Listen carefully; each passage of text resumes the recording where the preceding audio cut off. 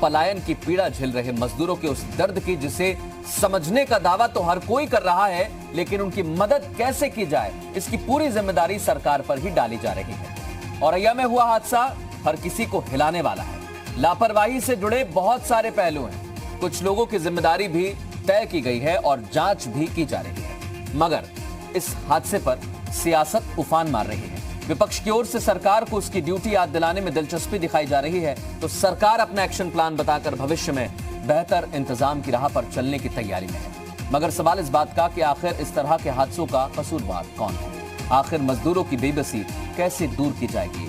हादसे पर उलझी सियासत के बीच मजदूरों को राहत कैसे मिलेगी?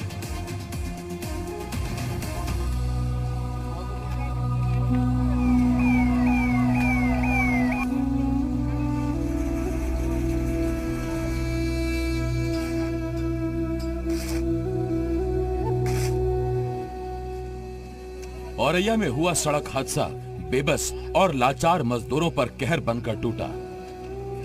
संकट की इस घड़ी में अपने घर पहुंचने की उम्मीद लेकर निकले बेकसूर लोग काल के गाल में समा गए। हादसा इतना भीषण था कि मौके पर ही कई लोगों ने दम तोड़ दिया। ये वही ट्राला है जिसमें लोग मौजूद थे और ये लोग अलग अलग राज्यों में जा रहे थे। कुछ लोग पश्चिम बंगाल जा रहे थे, कुछ लोग जो है अलग बिहार से जा रहे थे, कुछ लोग झारखंड के थे और टक्कर इतनी जोरदार थी कि मौके पर ही 10 से 12 लोगों की मृत्यु हो गई थी और कुछ लोगों ने जो है हॉस्पिटल जाते हुए दम तोड़ा। कोरोना संकट की वजह से बेरोजगारी की मार झेल रहे मजदूर घर तक पहुंचने का सफर तय कर रहे थे, मगर ये उनका आखिरी सफर साबित हुआ। हादसे के बाद सरकार फौरन एक्शन में आई और लापरवाह अफसरों को सस्पेंड कर दिया गया। मुख्यमंत्री ने खुद पूरे मामले का संज्ञान लेते हुए जिम्मेदार अधिकारियों से रिपोर्ट तलब की। ये हादसा वास्तव में दुखद है। माननीय मुख्यमंत्री जी ने संज्ञान में लेते हुए त्वरित कार्रवाई की है कि बॉर्डर के दोनों जो एसओएच थे उनको निलंबित किया है। साथ में जो मथुरा जिधर से होके आए थे, मथुरा आगरा के एसएसपी और एएसपी और एडी जोन से आगरा के, उनसे स्पष्टीकरण मांगा गया है। हादसे के बाद सरकार ने एक्शन प्लान तैयार किया और मुख्य सचिव ने किसी भी राज्य से पैदल, टू व्हीलर या ट्रक के जरिए प्रवासियों की एंट्री पर पाबंदी लगाने का आदेश जारी कर दिया। दूसरी तरफ विपक्ष ने सरकार पर चौतरफा हमला बोल दिया। प्रियंका गांधी ने सीएम योगी को चिट्ठी लिखी और मजदूरों के लिए कांग्रेस को 1000 बसें चलाने की इजाजत देने की मांग की। सड़क पर जिस तरह लगातार आज श्रमिक चलने पर विवश है, हमने सरकार से आदरणीय प्रियंका गांधी जी के पत्र को लेकर 1000 बसों की अनुमति मांगी है। हमने कहा है कि सरकार अनुमति दे, उसका खर्चा कांग्रेस पार्टी उठाएगी। कांग्रेस ने हादसे और अपनी मांग के जरिए सरकार पर तंज कसा तो समाजवादी पार्टी के अध्यक्ष अखिलेश यादव ने हादसे को हत्या करार देकर प्रहार किया। अखिलेश यादव ने ट्वीट किया, औरैया में सड़क हादसे में 24 से भी ज्यादा गरीब प्रवासी मजदूरों की मौत पर अवर्णीय दुख, घायलों के लिए दुआएं। सब कुछ जानकर, सब कुछ देखकर भी मौन धारण करने वाले हृदयहीन लोग और उनके समर्थक देखें कब तक इस उपेक्षा को उचित ठहराते हैं। ऐसे हादसे मृत्यु नहीं, हत्या है। अखिलेश यादव की तरह ही बीएसपी अध्यक्ष मायावती ने भी सरकार की नीति और नियत पर सवाल उठाए और जिम्मेदार अफसरों के खिलाफ कार्रवाई की मांग की। और ये जो घटना घटी अति दुखद है, इससे सबक केंद्र को भी लेना चाहिए, सभी राज्यों को भी, सरकारों को सबक लेकर आगे ऐसी घटनाओं की पुनरावृत्ति ना हो, स्पेशल कदम उठाने चाहिए। विपक्ष ने आरोपों की बौछार की तो सरकार ने भी फौरन महामारी के इस काल में सियासत न करने की नसीहत देकर पलटवार कर दिया। विपक्ष के कुछ लोग, कुछ बड़े नेता मरने पर भी लोगों के राजनीति करते हैं। दुखद हादसा है, उस पर शोक प्रकट करना चाहिए और दुखद हादसा के बजाय उस पर राजनीति करना मैं समझता हूँ ठीक नहीं है। वार पलटवार की सियासत के क्या मायने हैं और इससे क्या फायदा होगा, ये कहना तो मुश्किल है, लेकिन सवाल इस बात का है कि हादसे पर भी सियासत क्यों जरूरी है। सवाल ये भी है कि बेबस मजदूरों को कब तक ऐसे ही अपनी जान गंवानी पड़ेगी। सवाल ये भी है आखिर इन हादसों को कैसे रोका जाएगा, और सवाल इस बात का भी कि मजदूर पैदल चलने को मजबूर क्यों है और मजदूरों को राहत कब मिलेगी? ब्यूरो रिपोर्ट, जी मीडिया। और मुख्यमंत्री योगी आदित्यनाथ लगातार अधिकारियों से हर मुद्दे को लेकर बैठक कर रहे हैं और ये वीडियो कॉन्फ्रेंसिंग के जरिए मुख्यमंत्री योगी आदित्यनाथ इस समय अधिकारियों के साथ, प्रशासनिक अधिकारियों के साथ चर्चा कर रहे हैं। ये तस्वीरें भी हम आपको बता देते हैं। कोशिश यही है सरकार की कि इस तरह के हादसे ना हो, उसके लिए कुछ कदम भी उठाए गए हैं। सबसे अहम कदम ये कि जो भी प्रवासी मजदूर हैं वो लगातार जिस तरह से बड़ी संख्या में पहुंच रहे हैं प्रवासी मजदूर, उनके दो पहिया वाहन और ट्रकों पर अगर वो सवार होकर आते हैं तो यूपी में उनको दाखिल नहीं होने दिया जाएगा। और यह भी सुनिश्चित किया जा रहा है कि ऐसे हादसे दोबारा ना हो, इसके लिए क्या अहम कदम उठाए जाएं। जिला प्रशासन कितनी तैयारी में है, जिला प्रशासन कितना तैयार है, क्योंकि लगातार कुछ ऐसी तस्वीरें सामने आ रही हैं प्रवासी श्रमिकों की जो चौंकाने वाली हैं, हैरान करने वाली हैं। और ये भी वो तस्वीरें बताती हैं कि जब व्यवस्था हो रही है, तमाम व्यवस्थाओं के दावे किए जा रहे हैं, तो फिर ऐसी तस्वीर सामने की ओर आ रही है। इसके पीछे आखिर जिम्मेदार कौन है?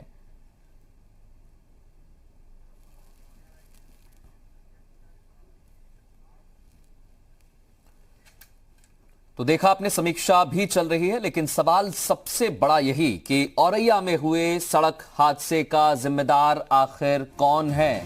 मजदूरों से भरे डीसीएम और ट्रक यूपी सीमा में कैसे दाखिल हो गए? क्या सीमा पर कोई भी निगरानी नहीं रखी जा रही है या फिर वहां पर हीला हवाली चल रही है? सवाल यह भी कि सरकार के निर्देश के बावजूद आखिर अफसर क्यों नहीं मान रहे? आगे हादसा ना हो इसके लिए क्या करना चाहिए? क्या बैन लगाना ही एक सॉल्यूशन है? मजदूरों की मौत पर भी सियासत इतनी हावी क्यों हो गई है?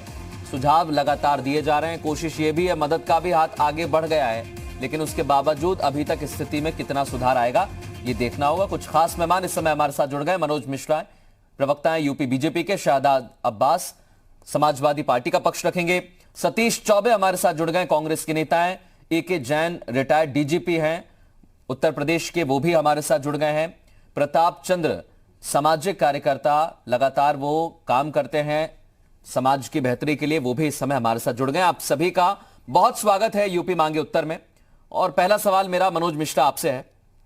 औरैया में सड़क हादसा हुआ, सभी ने देखा, उसके बाद सरकार ने ट्रक पर और दो पहिया वाहन पर प्रवासियों का यूपी में प्रवेश बैन कर दिया है।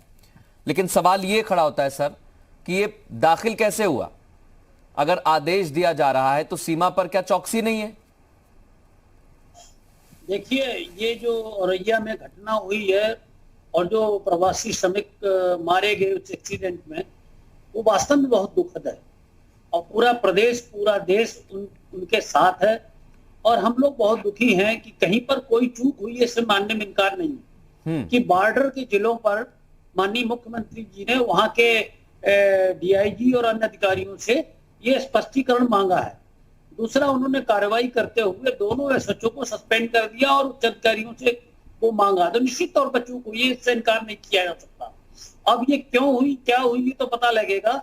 और वो दुखी परिवार है, उसके साथ हम लोगों की सिंपैथी है, मानवता के नाते भी और अन्य कारणों से भी, कि हम लोग उन्हें बहुत दुखी हैं इस घटना से कि उत्तर प्रदेश की सीमा के अंदर लापरवाही अगर कह सकते हैं तो उसके कारण ये घटना घट गई। तो जिम्मेदार तो जो है वो बख्शा नहीं जाएगा, वो चाहे कितने बड़े स्तर का हो, चाहे जितने छोटे स्तर का है, क्योंकि योगी जी खुद मॉनिटरिंग कर रहे हैं। आप ये देखिए कि घटनाएं हो रही हैं, तो उससे ज्यादा योगी जी जिस दिन से आपदा आई उस दिन से लगातार टीम 11 के साथ दो बार, एक बार लगातार जो भी संभावनाएं हैं उन पर विचार कर रहे हैं, उनको आपदा का सामना करने के लिए मीटिंग कर रहे हैं और जो भी किया जा सकता है वो लगातार कर रहे हैं।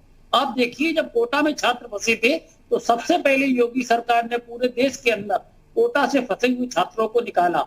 आज तक 9.5 लाख प्रवासी श्रमिक सुरक्षित अपने घरों तक पहुंच गए। ये सही है कि ये आपदा अचानक आई और इसकी तैयारी भारत के पास प्रदेश में, उत्तर प्रदेश में, दुनिया में किसी देश की नहीं थी। तो उसके कारण थोड़ा व्यवस्था बनाने में देर दवेरी हो रही है। इसको मनोज जी, एक मेरा सवाल है, आपने कहा कि टीम 11 के साथ बैठक कर रहे हैं। मैं मानता हूं मुख्यमंत्री लगातार बैठक कर रहे हैं, हालात पर खुद नजर बनाए हुए हैं, लेकिन फिर सवाल ये खड़ा होता है मनोज जी, अगर मुख्यमंत्री बैठक टीम 11 के साथ कर रहे हैं, फिर टीम 11 जाती है अलग अलग जगह, जो जिम्मेदार अधिकारी हैं, आला अधिकारी हैं, उनसे चर्चा करते हैं। फिर जिले के जो प्रशासनिक अधिकारी हैं उन तक ये मैसेज और संदेश पहुंचाया जाता है आपको व्यवस्था कैसे करनी है। ये पूरी साइकिल चल रही है सर, लेकिन गड़बड़ी कहां हुई है? क्या हम ये माने कि सीधे जिला प्रशासन में जो अधिकारी काम कर रहे हैं वही इसके पीछे जिम्मेदार है? देखिए, ये एकदम तय कर देना मुश्किल है, इसलिए तो मैं पूछ रहा हूँ किसको हम जिम्मेदार माने। 1-2 दिन लगेंगे ये पता करने में कि जो वो उसको नेग्लेक्ट किया गया इसको, और कहीं न कहीं कोई चूक हुई, इस बात से इनकार नहीं है। क्योंकि अगर चूक हम स्वीकार ना करते तो हम 2 एसएचओ को सस्पेंड नहीं करते, हम अधिकारियों से एक्सप्लेनेशन नहीं लेते। हमने अधिकारियों से एक्सप्लेनेशन लिया, अधिकारियों को 2 एसएचओ को सस्पेंड किया, और भी संभव जितने यत्न हम कर रहे हैं। और निश्चित तौर पर अब ये मानने में कोई संकोच नहीं है कि किसी स्तर पर कोई न कोई चूक हुई है, लेकिन इतनी जल्दी तय कर देना कि चूक किस स्तर पर हुई ठीक नहीं है, इसको पता करना पड़ेगा। नहीं सर, ठीक है, आप मान रहे हैं चूक हुई है, लेकिन हम भी तय करने के लिए यहाँ पर बैठे नहीं हुए हैं। हमारा सवाल सिर्फ यही है कि आखिर चूक होती है तो इसके पीछे फिर जिम्मेदारी तय करके पहले सस्पेंड कर दिया जाता है, और फिर हम सोचते हैं कि अब कार्रवाई होगी, जांच होगी, हाँ ठीक है, देखते हैं किसकी जिम्मेदारी बनेगी। हमारा सवाल यही है कि ऐसी घटना ना घटे, इसके पीछे और कितने कदम उठाए जाएंगे? क्या जो अभी कदम उठाए गए हैं, जो प्रवासियों का यूपी में प्रवेश बैन कर दिया है ट्रक और दोपहिया वाहन के जरिए, क्या ये मात्र एक सॉल्यूशन है? शहजाद अब्बास, आपको लगता है ये एक सॉल्यूशन है? एक सेकंड मनोज जी, एक सेकंड मनोज जी, मनोज जी मैं आ रहा हूं आपके पास, वापस आऊंगा सर, वापस आऊंगा। शहजाद अब्बास, पहले उनका कमेंट ले लेता हूं, क्या कह रहे हैं इस पर? बहुत धन्यवाद मर्दुल जी आपका। पहले तो मैं औरैया में 25 लोगों की हादसे में जो मृत्यु हुई है उनके प्रति मैं शोक व्यक्त करता हूं, और उनके परिवार से मैं यही कहना चाहता हूं कि समाजवादी पार्टी उन परिवारों के साथ खड़ी हुई है। देखिए, भारतीय जनता पार्टी ने हमेशा से सरकार में आने के बाद उसने यही कहा कि 70 सालों में कुछ नहीं हुआ है। 70 सालों में अगर कुछ नहीं हुआ है तो 70 सालों में यह भी नहीं हुआ था कि इस वक्त जो मजदूर अब जान दे रहे हैं, जिस तरीके से वो अपने घरों को जाने के लिए विचलित हो रहे हैं और सरकार उनकी मदद नहीं कर रही है, तो 70 सालों में यह भी नहीं हुआ था। अब आज भारतीय जनता पार्टी जो आत्मनिर्भर होने का नारा दे रही है और ये कह रही है कि पीपीई किट 2 लाख हमने बना ली है और मास्क हमने बना लिए है, इसको वो आत्मनिर्भरता बता रही है, तो हम समझते कि ये आत्मनिर्भरता नहीं है। क्या जो माएँ अपने 4-4 महीने के बच्चों को लेके, 6-6 महीने के बच्चों को लेके हिंदुस्तान की सड़कों के ऊपर एक जगह से दूसरी जगह जा रही है, क्या यही भारत की आत्मनिर्भरता है? क्या जो लोग मजदूर अपनी जानें दे रहे हैं, सड़कों के ऊपर गर्मी में जा रहेंगे और पैरों के अंदर उनके छाले पड़े जा रहे हैं, क्या यही भारत की आत्मनिर्भरता है? भारतीय जनता पार्टी का जो नारा है, क्या भारतीय जनता पार्टी को शर्म नहीं आती है कि अब आज 25 लोगों ने जो हादसे में अपनी जान दे दी? हम तो समझते हैं कि ये हत्याएं हो रही हैं। और जो ये बात कह रहे हैं मिश्रा जी हमारे कि माननीय मुख्यमंत्री जी बराबर मॉनिटरिंग कर रहे हैं, मीटिंग कर रहे हैं, तो क्या वजह है कि अधिकारी उनकी बात नहीं सुन रहे? क्या जो है वो बॉर्डरों के ऊपर जो है वो स्वास्थ्य विभाग की टीम नहीं है उनकी देखभाल करने के लिए, श्रमिकों की, मजदूरों की, और उनकी जानें जा रही हैं? क्या जो है उसके ऊपर 100 नंबर की गाड़ियां क्यों नहीं वहां के ऊपर खड़ी हैं बॉर्डरों के ऊपर? 25 मार्च से ये सब चल रहा है सिलसिला और वो रुक नहीं रहा है। और हम लोग जो है वो सुबह उठते हैं और ये हृदयवारक जो हमको खबरें मिलती हैं, दिल हमारा जो है पसीजा जा रहा है, टूटा जा रहा है। और ये सरकार जो है वो सुनने को तैयार नहीं है और राजनीति उसके ऊपर कर रही है, मरने वालों के ऊपर। खाने के पैकेट बांटती है तो उसमें भारतीय जनता पार्टी के फोटो और पोस्टर लगे होते हैं। सैनिटाइजर की जो बोतलें बांटी जा रही हैं उसके अंदर भारतीय जनता पार्टी के नेताओं के फोटो लगे हुए हैं। ये क्या इसके ऊपर, मरने वालों के ऊपर राजनीति कर रही है भारतीय जनता पार्टी? क्या ये 2022 का नारा दे रहे थे कि हम 2022 में गरीबों को घर देंगे? अरे घर आप ना दीजिए, उनको 2 वक्त की रोटी दे दीजिए, उनको उनके घर तक सहूलियत के साथ पहुंचा दिए, वो सुरक्षित अपने घरों को पहुंच जाएं, अपनी माँ के, अपनी बीवियों से मिलें, ये जरूरी है। अब्बास साहब और मिश्रा जी जो बैठ के ये प्रवचन देते हैं, ये प्रवचन से काम चलने वाला अब नहीं है। मैं भी तो वही कह रहा हूं, से काम चलने वाला नहीं है। मैं भी तो वही कह रहा हूं, सरकार के प्रवचन हो या विपक्ष में बैठी पार्टी के प्रवचन हो, इनसे थोड़ी काम चलेगा। मेरा सवाल ये अब्बास साहब, आप कह रहे हैं कि लगातार मजदूर जा रहे हैं, इसमें कोई दो राय नहीं है। हाईवे पर जाइए, बहुत सारे मजदूरों का रेला हमें दिखाई देता है। बहुत सारे मजदूर कोई पैदल, कोई साइकिल से, कोई ऑटो से, कोई ट्रक में भराकर निकले चले जा रहे हैं। लेकिन ये कौन सुनिश्चित करेगा सर? हर राज्य से अभी जो हम ट्रक देख रहे हैं हादसे का, उसमें राजस्थान का नंबर लिखा हुआ है। तो क्या हम समझें कि दोनों सरकारें या तो सीमा पर इस तरह की चौकसी नहीं बरती जा रही है? हाँ, आप कहिए।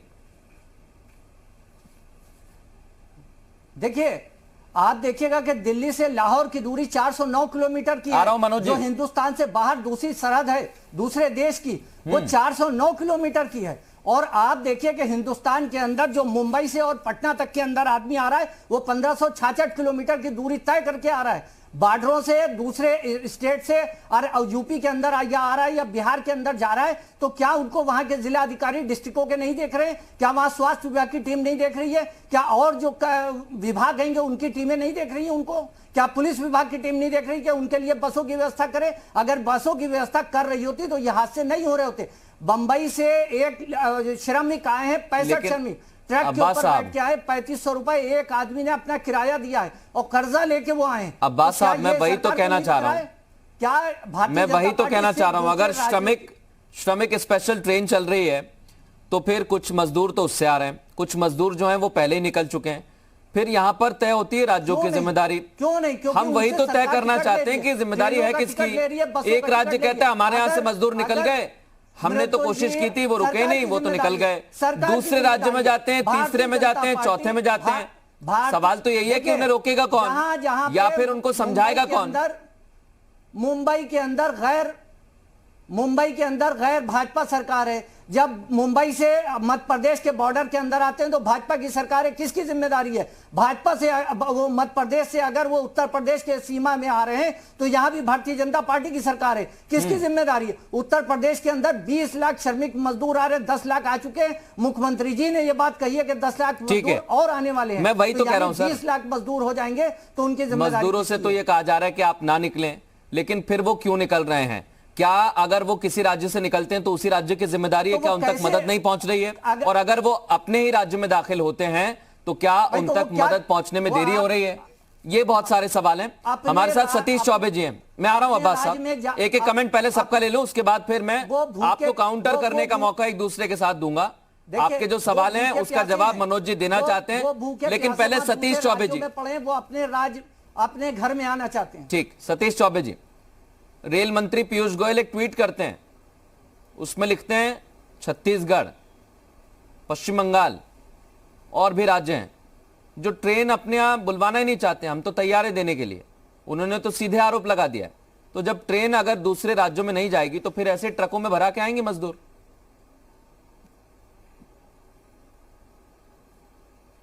नहीं, सवाल तो यह है मृदुल जी कि आप स्वयं ये कह रहे हैं कि इस तरह से इतनी घोषणाओं के बावजूद भी क्या वजह है कि सारे श्रमिक जो है किसी न किसी रास्ते से, किसी न किसी साधन से वो वहां छोड़ करके अपने गांव जाने के लिए आतुर हैं। और सबसे बड़ी बात है जो आपने कहा कि महाराष्ट्र में कांग्रेस नीति सरकार है, उसमें मिली जुली, छत्तीसगढ़ में हमारी सरकार है, बीच में दूसरों की सरकार है। ये किसी एक सरकार की नहीं, सारी सरकारों की जिम्मेदारी बनती है कि ये प्रवासी मजदूर ट्रेन से जाने के लिए आतुर हैं तो उनका रजिस्ट्रेशन क्यों नहीं हो रहा है और निःशुल्क उनको क्यों नहीं भेजा जा रहा है, उनसे टिकट क्यों खरीदवाया जा रहा है। एक बात। दूसरी बात, भारतीय जनता पार्टी की जहां सरकार है वो घोषणाओं के मामले में सबसे आगे हैं। हर बात में घोषणा हो रही है, 20 लाख करोड़ का पैकेज, यूपी में 3 लाख, 4 लाख, 5 लाख, हर बात पर 50,000 करोड़। ये तमाम आंकड़ों में फंसाए हुए लोगों को फंसा रखे हैं। मैं बार बार ये कह रहा हूं और हम सारे लोग कह रहे हैं कि अगर आपके पास साधन नहीं है और आप ये व्यवस्था नहीं कर पा रहे हैं तो आप कांग्रेस को मौका दीजिए। जैसा कि आज प्रियंका जी ने कहा है कि 1000 बसों को चलाने की अनुमति दीजिए, हम कांग्रेस के कार्यकर्ता पैसा इकट्ठा करके उन मजदूरों को बसों से उनके घरों पर भेजने का काम करें। इसके पहले भी हमने एक ट्वीट देखा और जो कांग्रेस के स्थानीय नेता हैं उनसे भी हमारी बात लगातार होती रहती है।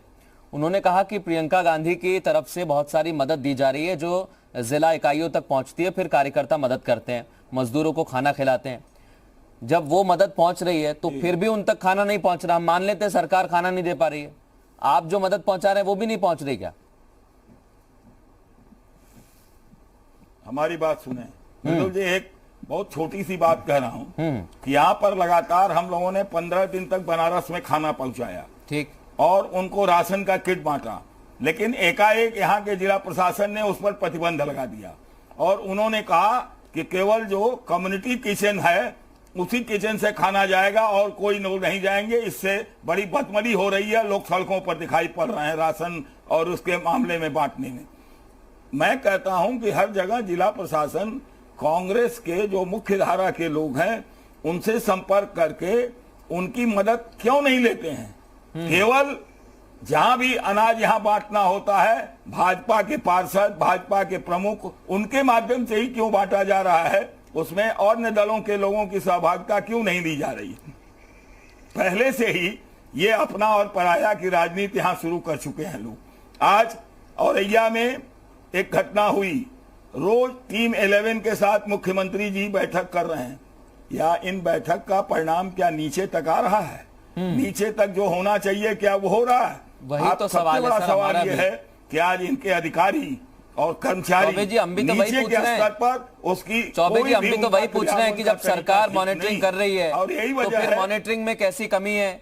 और अगर मॉनिटरिंग की जा रही है तो फिर क्या अधिकारी नहीं सुन रहे? ये गड़बड़ी हो कहाँ रही है?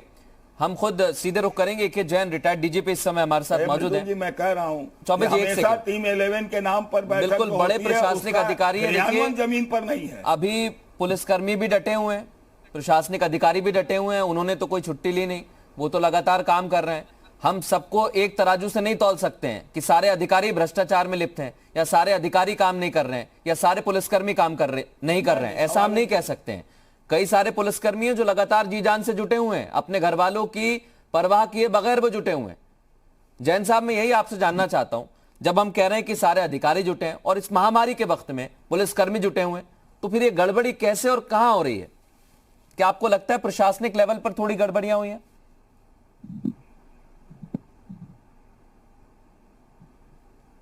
देखिए, सबसे पहले तो हमको ये समझना होगा कि 1947 के बाद 2020 में इस प्रकार का मंजर 73 साल के बाद देखने को मिल रहा है। इसका एक्सपीरियंस ना हम लोगों को है ना किसी गवर्नमेंट को है। बिल्कुल, क्योंकि इस एज से ज़्यादा के लोग गवर्नमेंट में नहीं है। देखिए, सवाल इस बात का है कि लॉकडाउन, आप ये भी नहीं कह सकते कि लॉकडाउन हम 25 दिन बाद करेंगे और 25 दिन में सब लोग अपने अपने घर पहुंच जाइए। भगदड़ मच जाएगी ट्रेनों में, बसों में, एरोप्लेन से भागने की। लॉकडाउन आपको परिस्थिति को देखते हुए, कोरोना की पोजीशन को देखते हुए लॉकडाउन ऑर्डर होना था, हो गया। ठीक, सब अपील कर रहे हैं कि अपने अपनी जगहों पर बने रहिए। वो भी ठीक है कि उनकी अपील हर जगह है और जो कुछ प्रयास चल भी रहे हैं ट्रेनों से पहुंचाने के, पर ये इतनी बड़ी संख्या है और इतनी बड़ी संख्या में लोगों को कन्विंस करना कि वो अपनी जगह ही बने रहें, वहाँ से ना हिलें, उनको सहायता मिलेगी। बहुतों को इस बात पे विश्वास है, बहुतों को विश्वास नहीं है। बहुत से लकी हैं जो अपने घर पहुँच गए, बहुत से अपने साधनों से जा रहे हैं। जो मैं लगातार तस्वीरें देख रहा हूँ, लाखों की संख्या में लोग बाग सड़कों पर हैं, रेल की पटरियों पर हैं। सवाल इस बात का है कि मानवता के आधार पर अगर आप इसको देखें तो क्या उनके ऊपर पुलिस के द्वारा बॉर्डर पर बल प्रयोग करके उनको खदेड़ना, क्या ये एक उचित समाधान होगा? इससे अच्छा मेरे ख्याल से ये होगा कि वहां पर बसें रखी जाएं और बॉर्डर के ऊपर और उन बसों में बैठा के या तो भेजा जाए, वरना उनके लिए वाहनों की व्यवस्था कराई जाए। पैदल सड़कों पे चलना या भर जाना किसी टैंकर में, किसी मेटाडोर में, किसी ट्रक में, दो पहिए वाहनों पे बैठ जाना, ये खतरनाक है। ये खतरनाक है और उसी में ये हादसे हो रहे हैं। जो हादसा हुआ है नितांत कष्टदायक है। इससे जिस किसी ने सुना है उसको कष्ट हुआ है जैन साहब, कि इस प्रकार की घटनाएं हम भी यही कहना चाहते हैं लोगों के साथ हो रही। जो आपने कहा है कि ये कोई सॉल्यूशन नहीं हुआ कि आप उनको बैन कर देंगे। इसमें आप दोषारोपण नहीं, बिल्कुल ठीक कह रहे हैं आप। एक छोटे से ब्रेक के लिए जैन साहब हम यहां पर रुक रहे हैं। ब्रेक के बाद मैं आपसे शुरुआत करूंगा और हमारे साथ प्रताप चंद्र जी भी हैं, उनसे भी ब्रेक के बाद जानेंगे कि समाज में जिस तरह की आपदा इस समय आई है और जूझ रहे हैं सभी लोग, कितना इससे हालात बदल पाएंगे। एक छोटा सा ब्रेक, बहुत जल्द लौट रहे हैं। लगातार खास मेहमान हमारे साथ बने हुए हैं, सीधे उनका रुख करेंगे। और मैं फिर एक बार ए.के. जैन साहब आपके पास आ रहा हूं, क्योंकि आपने कहा कि सॉल्यूशन नहीं है मजदूरों को वहां पर रोक दिया जाए, फिर वहां पर भीड़ बढ़ेगी। हमने ऐसी एक तस्वीर देखी है सर, गुजरात मध्य प्रदेश के बॉर्डर पर गुजरात के मजदूर उत्तर प्रदेश जाना चाहते थे, मध्य प्रदेश की गवर्नमेंट और वहां के प्रशासनिक अधिकारियों ने उन्हें जाने नहीं दिया, उन्हें एंट्री नहीं दी अपने प्रदेश में। तो जब ऐसी स्थिति आई तो वहां पर हंगामा हो गया, पत्थरबाजी हो गई। अब क्या इस स्थिति का हम इंतजार करेंगे? क्या ये सॉल्यूशन है?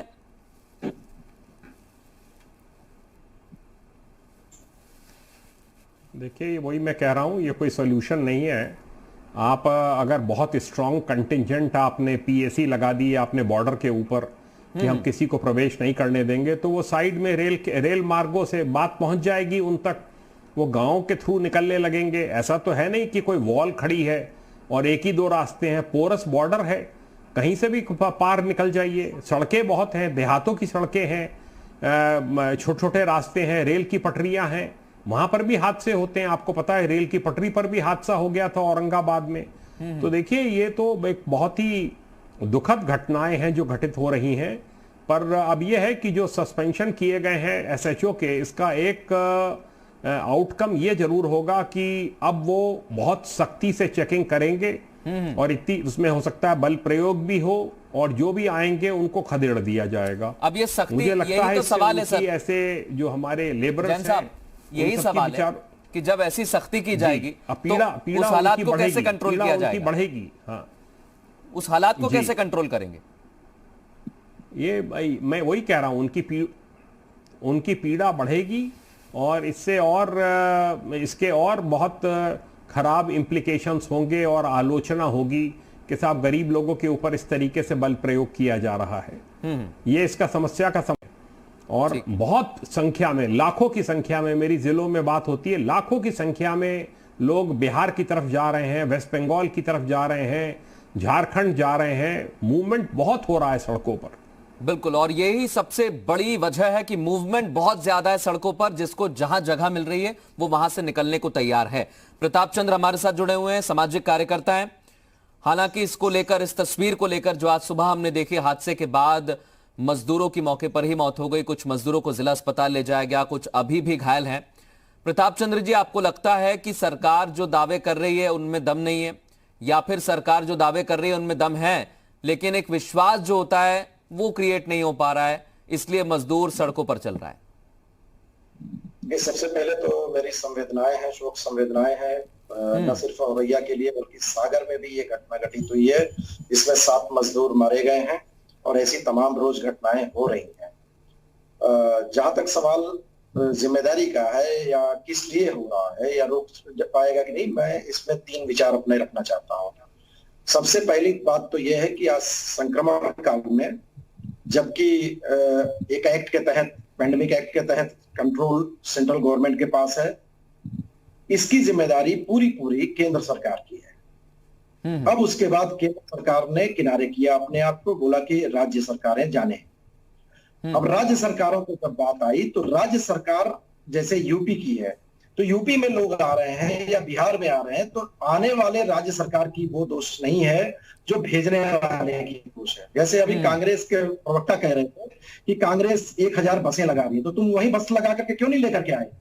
वो बस वहां पे प्रियंका गांधी दे देती, उन्हीं की सरकार है ना वहां पे। ये राजस्थान से चले आ रहे हैं, वो क्यों नहीं बस में बैठा करके भेजी? नेतागिरी करनी है दरअसल। ये लोग, क्या बताऊं, कहने में खराब लगता है, ये लोग लाशों पे राजनीति करते हैं, सभी राजनीतिक दल।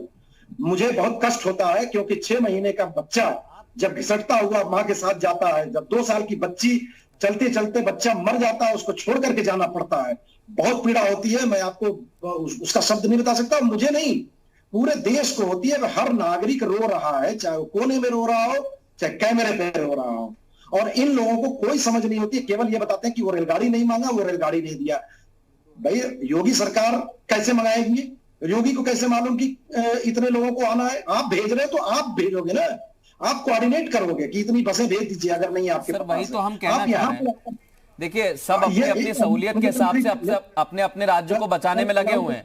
राजस्थान में कहा जा रहा है कि हम तो बस बहुत सारी दे रहे हैं, उत्तर प्रदेश कह रहा है कि 30 हमने तो सेकंड बहुत सारी दे दी, बिहार कह रहा है कि हमने तो इतनी सारी बस चला दी कि जिसकी हद नहीं है। सवाल ये है कि सब अपने हिसाब से अपने आप को एक मुझे 30 सेकंड अलाउ कर दीजिए। जी बताना चाहता हूँ, मैं ये कहना चाहता हूँ कि ये सारे तामझाम में हाँ नुकसान एक इंसान का हो रहा है जो मजदूर है, और मजदूर नहीं, इस देश का नागरिक है, जिसको वोट लेने के लिए सबको मालूम है कि कहाँ कहाँ रहता है, और जब पहुंचाना हो तो किसी को नहीं पता होता, न राज्य को न केंद्र को, और नेतागिरी दुनिया की होती है कि मेरे यहाँ से भगाओ, और वहां पे जाएगा तो वो अपना समझेंगे।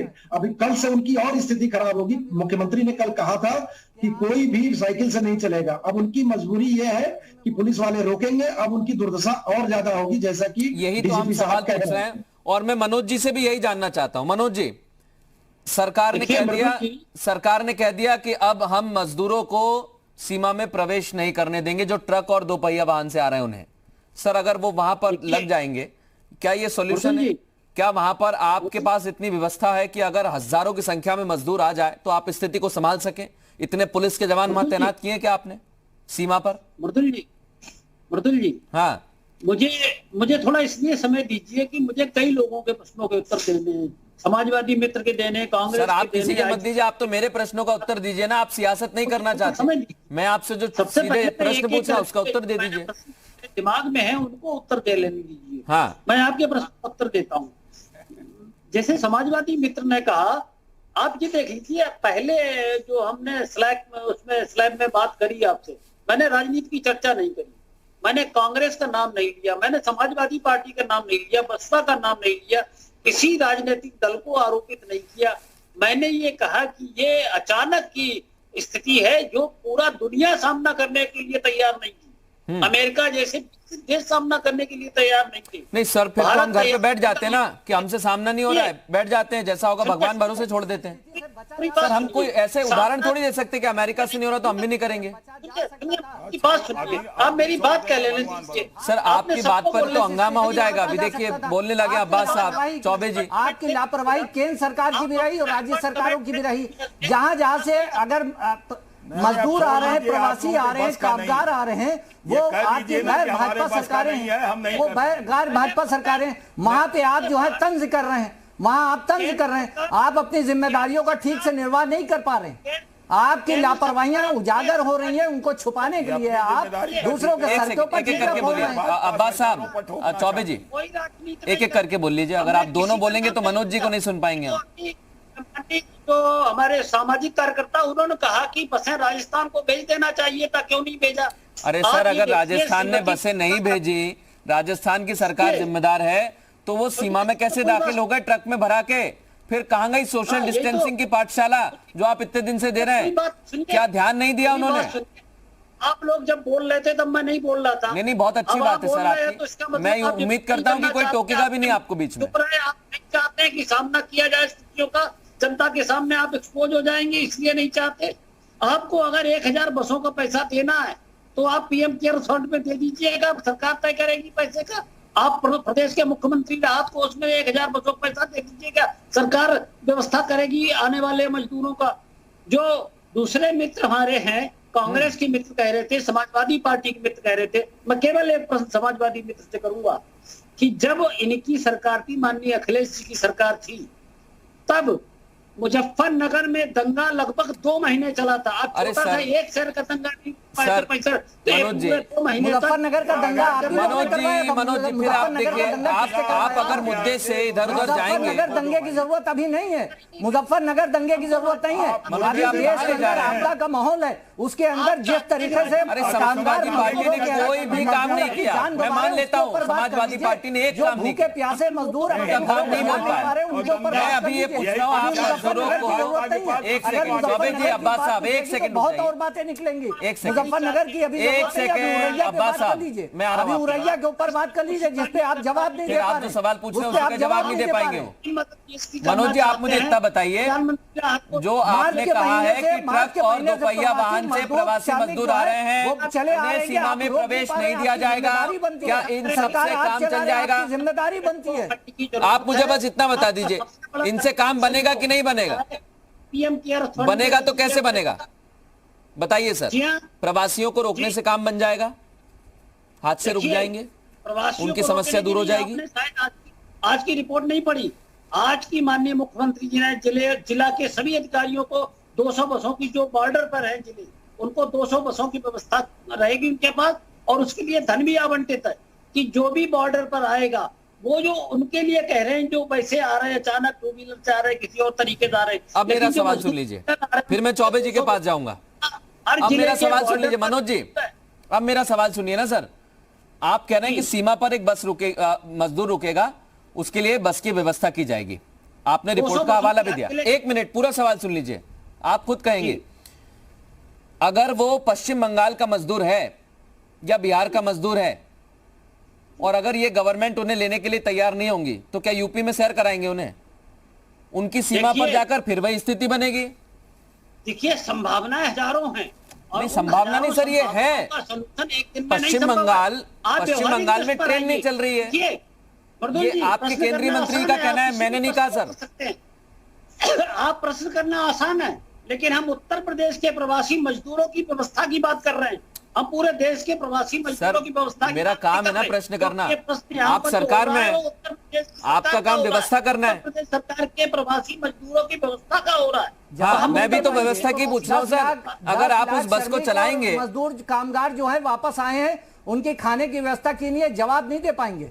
जवाब इनके पास है ही नहीं, ये जवाब दे ही नहीं पाएंगे। ये बात सही है, जवाब दे नहीं पाएंगे। लेकिन पूरे हिंदुस्तान के अंदर अलग अलग राज्यों में प्रवासी मजदूर वापस चले आ रहे हैं, उनका जवाब आपकी जिम्मेदारी बनती है। चौबे जी, एक सेकंड, जो उत्तर प्रदेश के निवासी, उनकी जिम्मेदारी किसी, अब्बास साहब, उनकी जिम्मेदारी आपकी नहीं है। और उसके नहीं सर, जिम्मेदारी तय कर देने भर से भी कुछ नहीं होगा।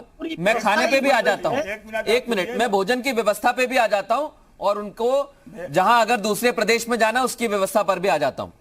पहला सवाल मेरा चौबे जी आपसे, प्रियंका गांधी हादसे के बाद उठती हैं और कह रही हैं कि हम उनको ट्रेन बस के जरिए प्रवासी मजदूरों को मदद पहुंचाना चाहते हैं। बहुत अच्छी बात है सर, स्वागत करते हैं इसका। लेकिन सर, अगर इतनी ही मदद है तो राजस्थान से बस क्यों नहीं चल पाई? जहां जहां कांग्रेस की सरकार है वहां से बस चला दीजिए, वहां से तो आप चला ही सकते हैं ना, वहां से तो कोई नहीं रोक रहा आपको। से अगर वो मजदूर, हाँ मृदुल जी, अगर किन्हीं कारणों से मजदूर वहां के राजस्थान सरकार को, महाराष्ट्र सरकार को बगैर बताए किसी साधन से किन्हीं कारणों से वो अगर बैठ गए, हाँ, और बैठ करके अगर वो उत्तर प्रदेश की सीमा में आ गए, हाँ, तो ये जो मिश्रा जी कह रहे हैं कि उनको हम बंगाल कैसे भेजें, हम यूपी की बात करें। हाँ, मजदूर या श्रमिक या नागरिक पूरे भारत का होता है, किसी एक प्रदेश का नहीं है। अब आप केवल ये सोच लीजिए, मैं यही तो कह रहा हूँ सर, उनको आप भेजेंगे पूरे भारत का होता है तो राजस्थान से भी चला दीजिए, छत्तीसगढ़ से चला दीजिए, मजदूर मर जाएंगे तो मैं वही तो कह रहा हूँ सर। या फिर प्रियंका गांधी राष्ट्रीय महासचिव है, उत्तर प्रदेश की जिम्मेदारी उनके पास है तो सिर्फ उत्तर प्रदेश में चलवाएंगी, या फिर हादसा हुआ है औरैया में तो सिर्फ उत्तर प्रदेश में चलवाएंगी, ये आप क्लियर कर दीजिए। वही तो हम भी जानना चाह रहे हैं। उत्तर प्रदेश में ही तो सारे हादसे हो रहे हैं, हर जगह सागर में हुआ, यहाँ हुआ, ये इन्हीं प्रदेशों में तो हादसा अधिक हो रहे हैं। अभी और प्रदेशों में तो कोई सुनाई नहीं पड़ा, और जहां हो रहा है और वहां अव्यवस्था है, उसके लिए प्रियंका गांधी जी कह रही हैं कि भाई हम देखिए, दो बातें दे रहे हैं। मैं इसके बाद जैन साहब के पास जाऊंगा। चौबे जी, दो बातें, चाहे बंगाल में भेजिए, चौबे जी दो बातें देखिए मेरी बहुत इंपॉर्टेंट है, जरूरी है। आप कह रहे हैं उत्तर प्रदेश में हादसे हो रहे हैं, मान लेता हूं, यहां पर बीजेपी की सरकार है, जिम्मेदारी सरकार की बनती है, ये भी मैंने मान लिया। लेकिन जो ट्रक आ रहा है राजस्थान से, वो यूपी की सीमा में दाखिल हुआ, उत्तर प्रदेश का प्रशासनिक अधिकारी जो वहां पर तैनात है वो जिम्मेदार है, लेकिन हम राजस्थान को इसमें क्लीन चिट नहीं देंगे सर। राजस्थान से कैसे भरा के आ गए वहां मजदूर? नहीं, मैं ये कह रहा हूं, नहीं मृदुल जी, मैं किसी सरकार को और व्यक्ति को दोषी नहीं मान रहा हूं, ये व्यवस्था की दोष है। और इस व्यवस्था में चाहे वो राजस्थान के व्यवस्था करने वाले लोग हों, चाहे यूपी के हों, चाहे मध्य प्रदेश के हों, ठीक, जो भी व्यवस्था करने वाले लोग हैं वो फेल हैं, और इसका ठीकरा किसी दल पर फोड़ना यह उचित नहीं है। मैं ये कह सकता हूं कि उत्तर प्रदेश सरकार के अंदर जो ऑफिसर्स जिनके लिए क्रियान्वयन का जिम्मा है वो फेल हुए, राजस्थान में जो लोग जिम्मेदार हैं वो फेल हुए, और इस फेल्योर को किसी राजनीति से न जोड़ा जाए। मैं वही कहना चाह रहा हूं इतनी देर से, और हम बहस भी इसी मुद्दे पर कर रहे हैं। दुर्घटनाग्रस्त कम से कम इस पर हम ये ना तय किया जाए कि यूपी की सरकार कुछ नहीं कर पाई, या कांग्रेस की सरकार कुछ नहीं कर पाई, या पश्चिम बंगाल में ममता दीदी की सरकार कुछ नहीं कर पाई, या फिर बिहार में जो सरकार है गठबंधन की वो कुछ नहीं कर पाई, या महाराष्ट्र में। सवाल यही पैदा होता है कि मजदूर जो हैं अगर उनके साथ हादसा होता है तो उसके लिए व्यवस्था जिम्मेदार है, सिस्टम जिम्मेदार है। और मैं ए.के. जैन साहब आपके पास आ रहा हूं क्योंकि आप लंबे समय तक प्रशासनिक व्यवस्था संभाली है आपने, आप समझते हैं बेहतर तरीके से कहां पर लूप होल्स होते हैं। मैं चाहूंगा सर कि बॉर्डर पर जितनी टाइट सिक्योरिटी होनी चाहिए, क्या हम वो तस्वीर देख पा रहे हैं अभी? बॉर्डर पर इतनी ढिलाई क्यों सर? वो तो हमारे लिए चुनौती है शुरू से, पहले दिन से। देखिए, एक बात हमको समझनी होगी, ये किसी एक जिले तक ये समस्या सीमित नहीं है। बिल्कुल। जैसे किसी एक जिले में सांप्रदायिक दंगा होता है तो अगल बगल के 10-20 जिलों का फोर्स वहां पे भेज दिया जाता है।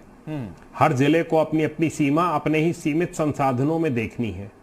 ये भी दूसरा देखना है कि गरीब मजदूर आ रहे हैं, छोटे बच्चे आ रहे हैं, भूखे आ रहे हैं, महिलाएं आ रही हैं, आप उनके ऊपर कैसे बल का प्रयोग वहां पे कर देंगे? बॉर्डर के ऊपर आप कैसे उन पे लाठी बजाना शुरू कर देंगे, उनको खदेड़ देंगे? ये देखिए, ये स्थितियां जो हैं, ये इसमें कोई राजनीतिक इसमें वो नहीं होना चाहिए। पूरे देश को एक साथ खड़े होकर जिसकी जहां मदद की जा सके वो करनी चाहिए। दुर्भाग्यपूर्ण है कि स्टेट्स में आपस में राजनीति हो रही है इसको लेकर, ये नहीं होनी चाहिए। हर स्टेट को, कोई भी कहीं के भी किसी भी स्टेट के रहने वाले मजदूर हो, उनको अगली स्टेट तक पहुंचाने में उनकी मदद करनी चाहिए, उनके खाने पीने की व्यवस्था करनी चाहिए, तभी इसका निदान हो पाएगा। ज्यादा से ज्यादा ट्रेन चलाई जाएं, श्रमिक स्पेशल चलाई जाएं, और कुछ बसेस को चलाया जाए, इंटर स्टेट मूवमेंट किया जाए। गनीमत है यहाँ पर साउथ में तो लोगों ने खाई खोद दी, बॉर्डर के ऊपर खाई खोद दी जिससे कि उधर से कोई एंटर ना कर सके। हमारे यहाँ कम से कम ऐसा नहीं है कि मध्य प्रदेश बॉर्डर पे या राजस्थान बॉर्डर पे, हरियाणा बॉर्डर पे कोई ऐसा होना भी नहीं चाहिए। हालांकि देखिए, सरकारों के बीच में भी बसें चल रही हैं। हाँ, बिल्कुल। कई सारी बसें हैं जो बाहर के प्रदेशों से हमारे प्रदेश में आती है, चाहे मध्य प्रदेश से उत्तर प्रदेश या फिर गुजरात, और ये होना भी चाहिए। लेकिन इनकी संख्या बढ़ाने का वक्त आ गया है, ऐसा महसूस होता है। अब्बास साहब, क्या संख्या बढ़ानी चाहिए इस समय? लेकिन संख्या बढ़ाना भी एक चुनौती है सर, क्योंकि बाहर से जो राज्यों से मजदूर आ रहे हैं, अगर संख्या बढ़ा दी जाए तो फिर जो मामले बढ़ रहे हैं कोरोना के, वो बढ़ जाएंगे। वो एक अलग चुनौती है सामने।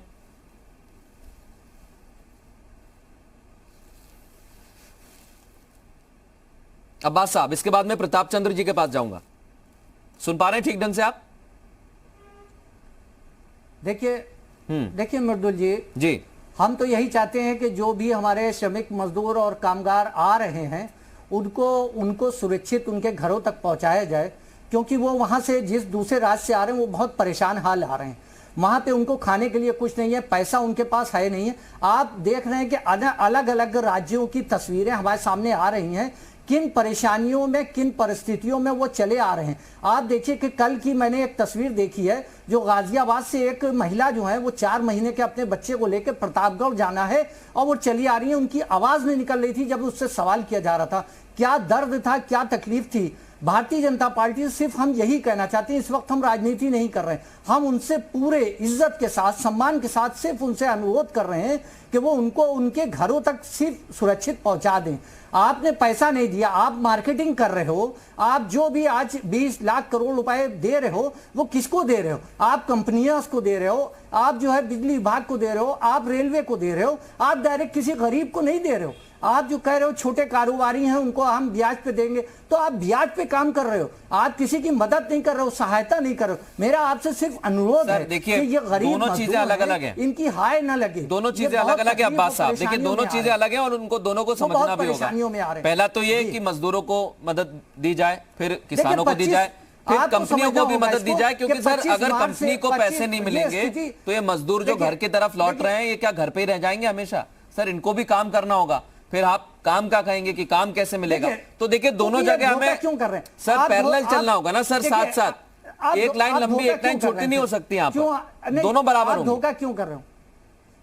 अरे भाई, आप इस टाइम आप देख रहे हैं कि 17 करोड़ नौकरियां लोगों की चली गई थी। इस वक्त मौजूदा हालात में 23 करोड़ नौकरियां चली गई लोगों। मैं वही तो कह रहा हूं, फिर उसकी भी तो जिम्मेदारी सरकार को तय करनी पड़ेगी ना सर। कैसे हमको आपको तय करनी पड़ेगी ना कि आने वाले वक्त में भुखमरी जैसे हालात ना हो जाएं। अभी तो कम से कम घर पहुंचना है, लेकिन अगर भुखमरी जैसे हालात हो गए तो उसके पीछे जिम्मेदारी कौन लेगा?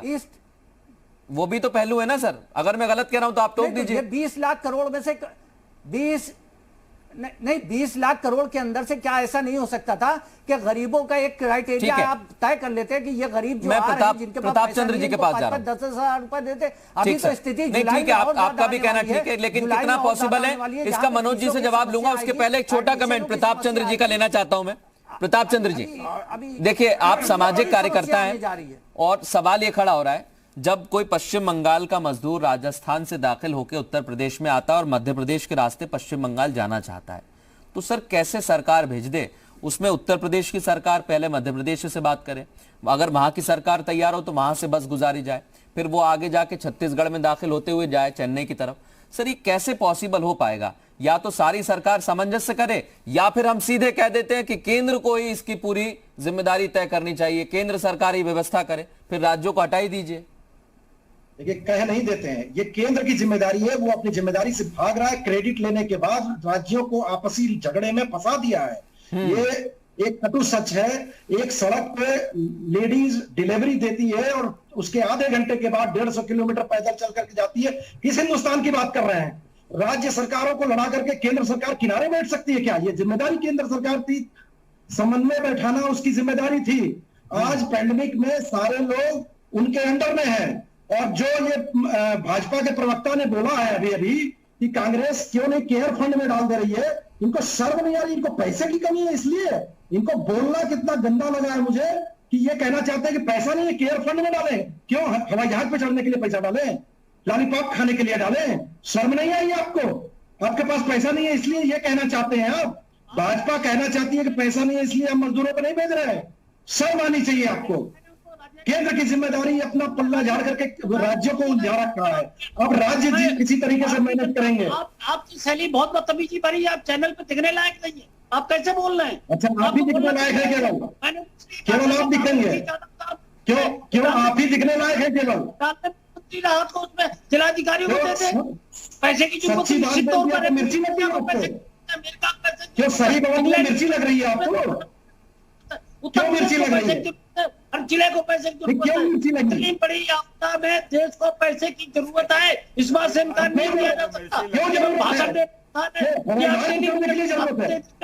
मजदूर पहुंचा नहीं पा रहे हैं, बता रहे हैं कि जरूरत है पैसे की। आप अगर अपने गिरेबान में झांके तो पता लग जाएगा आपने कितना किया। पहुंचा नहीं पा रहे हैं, बता रहे हैं पैसे की जरूरत है। क्या करेंगे पैसे? ये बहुत अहम सवाल है कि क्या सरकार के पास फंड नहीं है? अगर सरकार ऐसा कहती है, लेकिन सरकार के पास कितना फंड है कितना नहीं है सरकार बेहतर तरीके से जानती है। हम सिर्फ ये जानते हैं कि सरकार को हमने व्यवस्था करने के लिए बैठाया है, वो किसी भी प्रदेश की कोई सी भी पार्टी की कैसी भी सरकार हो। हम सिर्फ ये कहना चाहते हैं कि अगर आपको हमने जिम्मेदारी दी है तो आप उस जिम्मेदारी को निभाइए।